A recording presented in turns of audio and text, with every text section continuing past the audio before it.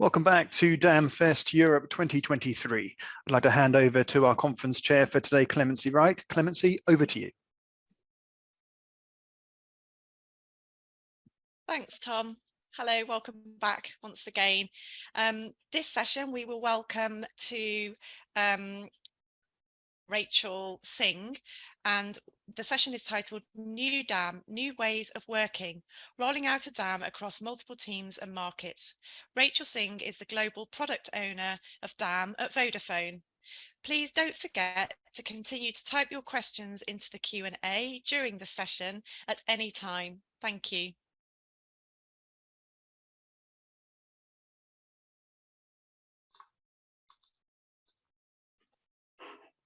Technical issues, as always.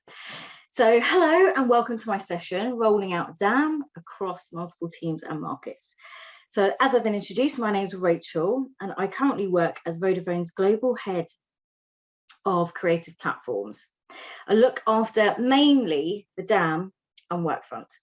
So I was brought on to onboard all the regions to the DAM, but since this was a brand new implementation and one of the company's first forays into the creative platform sphere, I was to offer guidance and create proper governance and future-proof model when implementing.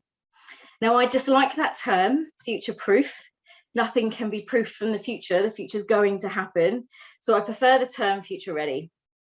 Given my tenacity around words, you can probably guess my background is in journalism. I was a business and finance journalist for 13 years, and this is where I was first introduced to CMS and DAM systems. A lot of people don't know this, but journalists are constantly trained on SEO and digital marketing technology. You do need to understand intrinsically CMS systems and how audiences digest information online so that you can capture and keep the right audiences. Because of that background, I found my way to KPMG, where I did a number of things, but in regards to this conference, the most notable was to lead on the migration from one DAM CMS to another.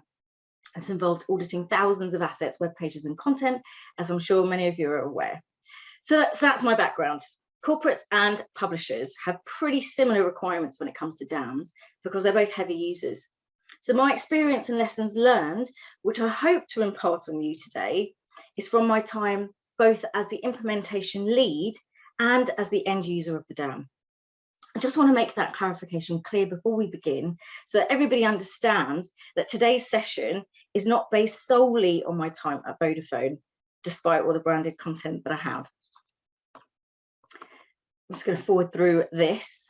So there's several things to think about when you're undertaking a huge project like this. Many of you know you have to understand all the priorities to begin. But when implementing a new DAM, and indeed new ways of working, for me, there's roughly 6 areas that you need to think about. Now, unfortunately, it's a bit of a chicken and the egg of where you have to start. You need to obtain brand buy-in. Sorry, you can't obtain brand buy-in until you've outlined onboarding strategies and assured security. But you can't do that until you understand the governance process about how to do what they require. And then you have to figure out what the brand teams need and their future readiness, understanding their requirements. And so it goes round and round. You could feasibly start from anywhere on that circle and keep going round. However, for me, the first step when implementing a global DAM is to understand that you need all of these. So what I mean by this is a good understanding of each priority when you get going. But you have to start somewhere. So where? For me, it's brand buy-in.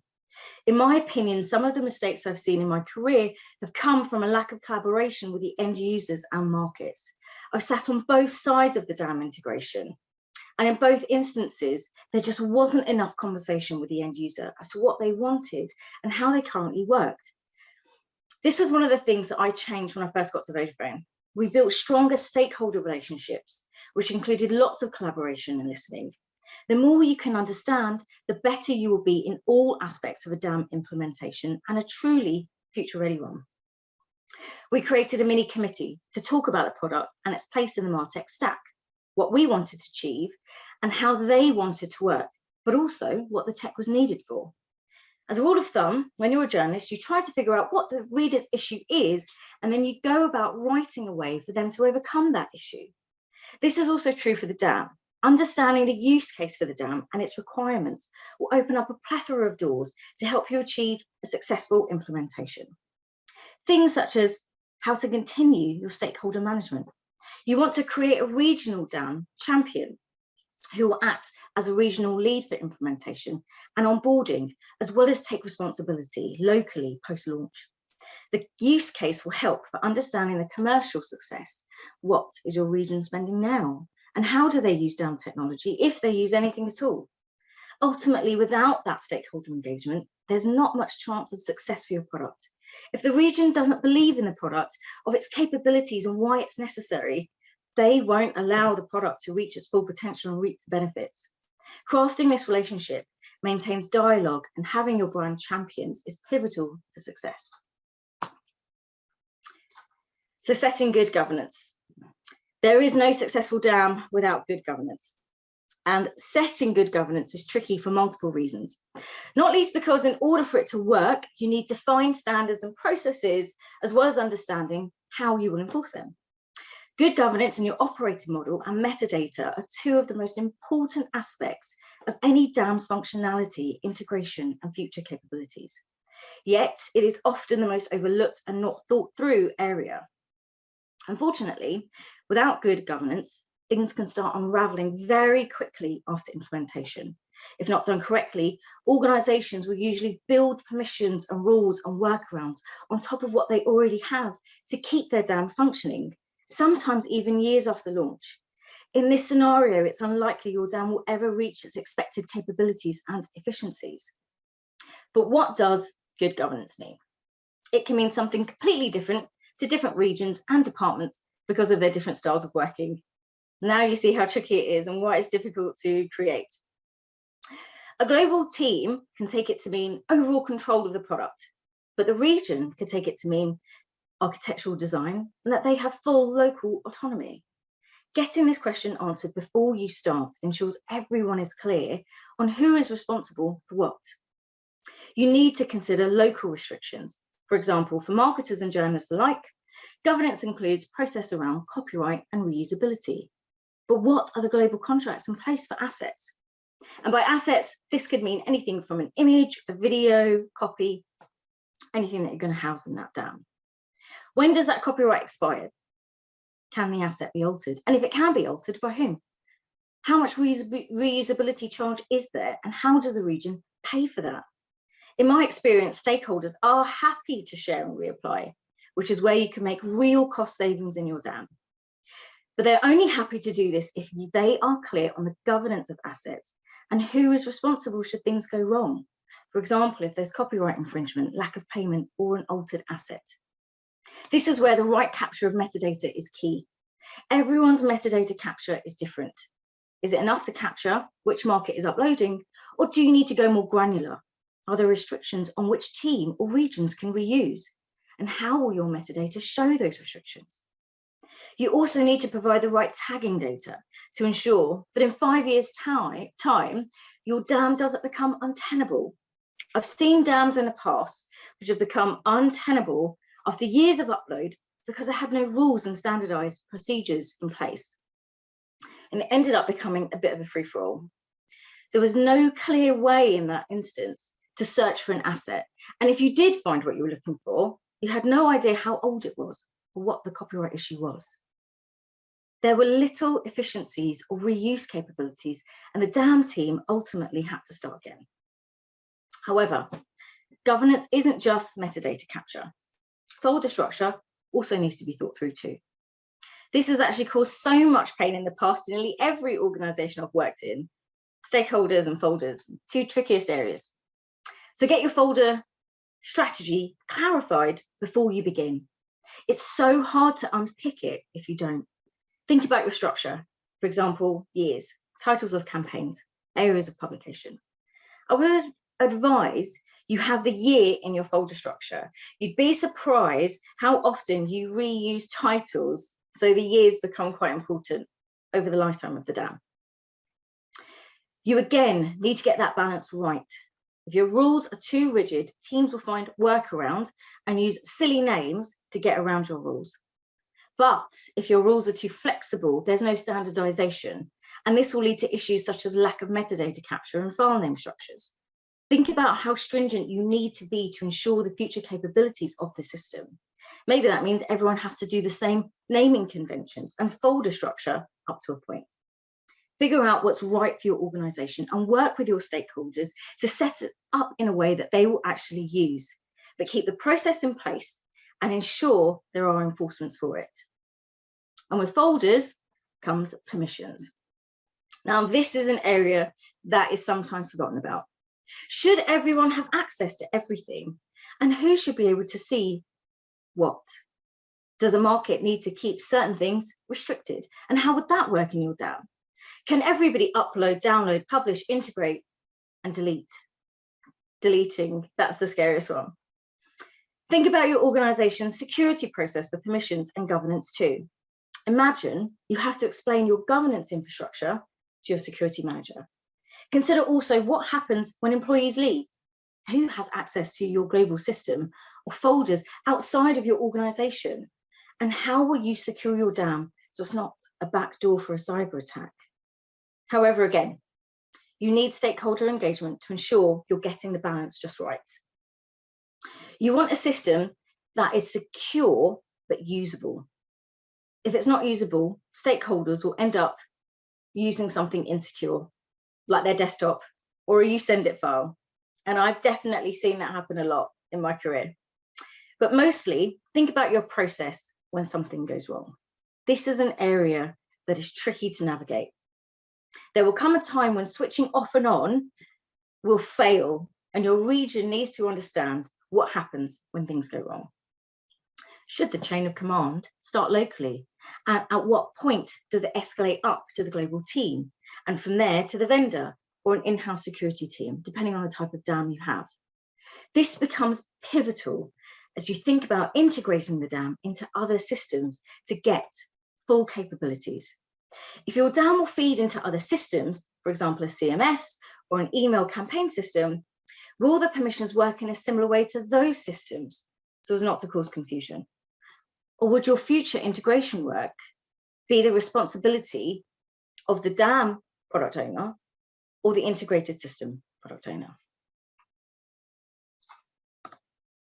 So ensuring integration with systems and the security.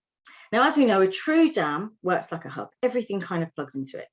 I've mentioned already that you need to think about permissions and reflect the same access and functionality for users in the DAM as the systems that plug into it. However, what happens when you have multiple systems? What if individuals in one region need access to everything, but in another region, an individual needs access to just one or two systems? How will the permissions integration work across those multiple systems? There's no right or wrong answer to this. Just figure out what's going to suit your organization best. For one company I worked in, there was a hard stop on the number of applications that could plug in so that they could manage governance and control. But for another company, I had multiple systems all plugged in, but the permissions were flat. So everyone had the same access, but that access was highly restricted. When mapping your integration strategy, you want to allow for flexibility to upscale so that the DAM is able to work with future systems, should you decide to increase the number of systems or change the systems that you already have plugged in. That flexibility will ensure longevity of your investment into the DAM. Another aspect of systems integration is the end-to-end user journey. This is important when you have your stakeholder conversations. How will it work with the systems? Do you have multiple logins? Most DAMs allow you to log into one system. But in order to do this, you need to map out your user journey to allow for that seamless interface. My advice in this area is clear. Is to be clear on how many systems you can feasibly integrate and how much functionality from those systems you want out of your DAM. For example, would you want one metadata capture in a separate system that feeds into your DAM? The system integration itself is a huge undertaking. Try to be realistic in terms of scope and feasibility based on your resources and time frame. Could you actually achieve an integration with one system and a rollout of a global dam? Or would that integration project add 12 months? Also, be aware of the costs. This is a sneaky one. When purchasing a dam, everyone focuses solely on the dam itself, but the integration, especially a custom integration for a custom dam, can be costly. So get an idea of that cost sooner rather than later. Another cost area with integration is security. Ensure your security profiles match between systems, so you're clear on who bears that responsibility should things go wrong. You also want to think about onboarding and offboarding users. Now, this poses an enhanced security risk with an integrated dam. You don't want a disgruntled employee or a security gap from a user that left years ago. So think about your user access management. Now, strategic onboarding. How do you get to that future where everything is implemented? Well, as the saying goes, Rome wasn't built in a day, but equally, it didn't take so long that everyone lost interest and keeps asking you, when is this going to be finished? Or my personal favorite, are you still working on that? For me, there are two onboarding strategies that run in parallel when implementing a global system. The first is deciding which regions go first and how long that should take. The second is looking at the individual teams and personas. If we start with the regions, who are the biggest champions of the product? If you have champions in a region, start there. I cannot stress that enough. The ambassadors, those champions become your ambassadors of the product, and they will be more willing to work with you on the nuances of the system and help with overcoming issues as and when they crop up. They will also help you evolve the system as you test and roll out. Then at a later stage, when it comes to onboarding other regions, those champions are likely to work with you in getting positive messages out to your wider community and providing you with best practice learnings. Then, the second element, the individual teams and personas. You're only one person or one team, and training doesn't necessarily have to come from you and just your team. I've worked in organizations where the global team provides the training and answers all the questions, but the better onboarding strategy for me is when you have your brand champions. You train them and then they train their region. This also helps you to reinforce that command structure for post-implementation use of the dam, which you should have outlined in your governance model. However, your global onboarding strategy may need tailoring depending on your regional needs. Some regions could have huge teams, while some could be made up of just two people who are already stretched and don't have time to pick up onboarding responsibilities. You could also have far-reaching technical capabilities between regions. I laugh because I have an example. I worked in a company where one day the CMS in the dam just went offline completely. And that was because somebody in the Australian team decided to move about 2 terabytes of data from one folder in the dam to another, not realizing there would be technical ramifications for that. Thankfully, the tried and trusted switch off and switch on scenario fixed that problem pretty quickly. But we did have backup systems that could have kicked in place after a set period of time. But again, this was agreed and constructed during the security, governance, and system implementation stage. So when looking at your onboarding strategy, be aware of the technical capabilities and the people resource of that region when building your timeframe. And then last but not least, hindsight, that wonderful thing. Now I've realized I've posed a lot of questions and there might be a bit of an imbalance of the answers to those questions. But my advice is that every organization is different. So all dams and their implementations should be different too. Having said that, as I said, hindsight is a wonderful thing, and there's always going to be things you wish you'd have known or things that you would do differently if you could do it again. So for me, there are about 5. Firstly, stakeholder engagement. I'd make sure I engage with stakeholders early on in the process. I've mentioned this before, but that engagement helped me to understand exactly what was needed and make sure that the stakeholder understood what could be delivered and when. Making sure they understand that message is invaluable later, especially because confusion can cause no end of issues further down the line. Second, create a community. I would create a community, as I mentioned earlier, not least of all to bounce ideas around. This will allow you to make changes to any of the previous areas I've discussed, for example, permissions. The community can help you with testing and decisioning. This makes for a much more collaborative approach rather than a do as I say approach. In reality, the DAM is going to be utilised by that community, so their engagement and buy-in is essential. That collaborative nature will also help you should the implementation run into difficulty. Having that open dialogue will definitely help overcome obstacles because the regions feel that they are part of the conversation. Budget for mistakes. And this is something people don't like to talk about, but no one is infallible. Mistakes will be made. There's just no getting around that. But you must budget both in terms of funding and time resource for issues that crop up. When negotiating your cushion, as it's more widely known, try to be slightly unrealistic. So a kind of cushion for your cushion.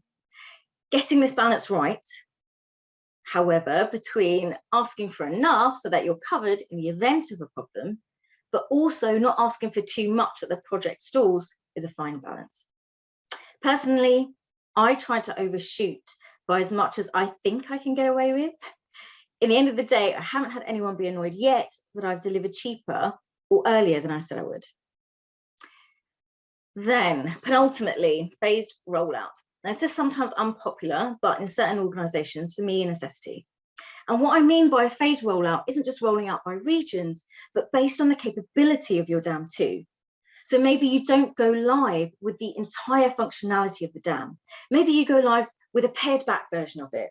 So phase 1 is onboarding a basic version to all the regions, and phase 1.2 is introducing finalized metadata and maybe 2 system integrations. This will allow you to be realistic with your rollout plan and properly allocate your time resources so that you can manage multiple regions and get them onboarded quickly. This is particularly important when having to onboard several markets at the same time. And lastly, set yourself smart and feasible KPIs. So for those that don't know, SMART is specific, measurable, attainable, relevant, and time-bound. In my experience, these types of KPIs are more widely used in digital marketing rather than product launches.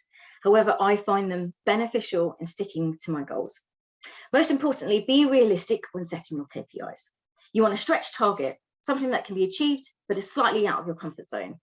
However, be realistic on what you can achieve. Although nothing focuses your attention like a deadline, don't forsake the product success because you're trying to hit a KPI deadline. Think about your time, resource, and goals before you create your KPI. And then if you can, add a year. Now, I think I've talked enough and hopefully I've given everyone something to think about. But I'd like to end this session by saying, build in thinking room if you can into your project. I know that there is no right or wrong way to implement a DAM because no 2 DAMs ever work the same. Understand your vision because the better you understand that, the better equipped you are to make that a reality. And with that, thank you for listening. Absolutely great. Thanks so much, Rachel. I really enjoyed listening to you speak. I can tell you have a journalistic background and that you also love your words, like myself. A few things that really stood out for me whilst we get some questions coming in from the attendees. You're grappling with some issues, security, cyber risks. You're also kind of advising people to find a DAM champion to kind of help lay the foundations. It's an awful lot for some organisations to get their head around. What would be the best advice you have for someone who's pretty new to DAM and just thinking, who's going to do all this? How are we going to cope? There's only 1 or 2 of us who even know what digital asset might. Yeah, I take on board completely that every DAM is different. There's a different methodology, you know, the rollout process and all the considerations are going to change. But do you have like a kind of a nugget of hope for anybody who's just feeling overwhelmed at this point about what they could do to get things moving? So that that first slide I had in the beginning, where you think about your priorities, is the best way to help your stakeholders, because this isn't a us and them situation. It isn't a I need to roll out the dam, or the global team needs to roll out the dam and you guys just have to use it. Everybody has to work towards a singular goal. And you're right, you do, if you understand those priorities, if you have a clear understanding of it, when you start those conversations with your stakeholders, getting that kind of enthusiasm for the brand, and from the brand, sorry, and getting that enthusiasm for the dam will kind of help overcome those things. If you understand what your governance process is going to be, how you think that's going to work, you've taken all the thinking work out for that brand ambassador. So all they have to do is learn how to use it, which, you know, you've kind of made it simple for them. As long as they feel like, yeah, this is a great product, it's going to help me do this, this, and this, they're going to spend the time and energy to do that. If you've got, if we have like a market that's really small, and you do have to do a bit more hand holding with them, and then you have like huge markets that have got loads of teams, you don't have to do as much, but make sure you're clear on what the strategy is. I think, hope I've answered that question for you. Brilliant, thanks Rachel. Yeah, I mean, you mentioned collaboration, that some of the biggest failures have been where there's been a lack of collaboration, perhaps a lack of communication with the users, and you also talk about building in thinking time. Do you think that talking to users before that is even helpful? So doing some research, kind of questionnaires, surveys, that kind of thing, even before you start looking into actually what your options are for, you know, in terms of technology, and you know, and have you experienced in any places where you've worked where they have gone straight to the horse's mouth, as it were, and said, look, tell us what you need from a dam? Or do you think that's likely to open a can of worms?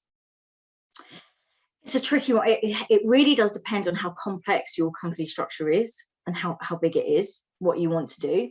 So definitely for me personally, I think going to the team that's going to be using this, or the teams, is really important, because then you can figure out from there what they're doing right now. So for example, I went to a specific team years ago, and they were doing everything from you send it files and approving everything in WhatsApp. So like, okay, well, this is difficult because you can't keep a clear indication of what's going on what's happened, and from you send it files, and where are you holding this? And then when somebody left, they kind of lost all of that. And then I actually worked in a company where somebody left, and their old laptop that you're supposed to hand into security, it was still being kept in the office, because that's where all the assets were being kept. And that kind of became the de facto dam. So I think definitely you definitely want to go to the market and find out what they're doing now. That will help you later on, because when you say, hey, we've chosen this technology that we're going to use, you know, that problem you said you had, this technology fixes it. So it makes them feel like that obviously you are listening, but it reinforces that idea that this is a collaboration. We listen to you, we're trying to make your life easier, and they'll be a bit more excited to help you. Yeah, that's really good advice. We do have some questions from the attendees, if we can quickly run through them. I know you can be succinct with your words. So after new user onboarding, what are your best practices or advice to keep users engaged, especially in a busy environment where employees are struggling with time and many other priorities on their plate? So this one is about engagement after onboarding in a very busy team. That community, lean on that community. Your community should be built around your brand ambassadors. So locally, if you had like a team, let's say in the UK, and that team are having various problems or issues, or they're not using the system, get your brand ambassador to talk to you during that community conversation, monthly, quarterly, every other month, whatever, and that can feed back to you. I think that's the quickest way to keep that engagement. They want to feel listened to. If you feel that someone's listening to you, you're always going to engage. That's right. It's about being part of the community and having your voice heard. We have another question here. Isn't the folder structure basically driven by a taxonomy? That would clean up a lot of ambiguity around naming and workarounds. I think this was interesting. You were talking about almost suggesting that if you make it too tight and strict, people will just go rogue and do their own thing. If it's too loose, you know, you have the other end of that extreme. So what's your advice in terms of that? I think it is, the two are intrinsically linked. So yes, your taxonomy does feed into the folder and vice versa. However, I've worked in companies, in publishing houses before, where you had one country that wanted to have their folder structure named in a certain way that was similar to the taxonomies that they used. And then you had another that used it in a different way. And then Brexit came along and nobody knew where to put Brexit and how that taxonomy would work within that folder structure. Because in the UK, the types of articles we were writing and how our folder structure was very different to like Italy. So I think having a kind of uniform approach that everybody has to do it in this way, and then your more granular, lower level folders can be a bit more bespoke. Yes, I mean, there are very many considerations when it comes to taxonomy, not least translations, evolving terminology, new incidents and issues that are happening in culture and society, and that is always going to mean that your work is never done. So the question, are you still working on this, is going to be yes. Always. And I always will be. I always will be. It's a constantly evolving machine. That's great, Rachel. Thank you so much for sharing insights from both Vodafone and your other experiences. That's been really valuable. Thank you for the questions from attendees. Just to let everybody know, up next, we're going to hear from Canto's Kate Benevitz, and she's going to share how to create operational excellence in your MarTech stack in 2023. So once again, thank you so much, Rachel. It's been lovely to meet you. Thank you very much.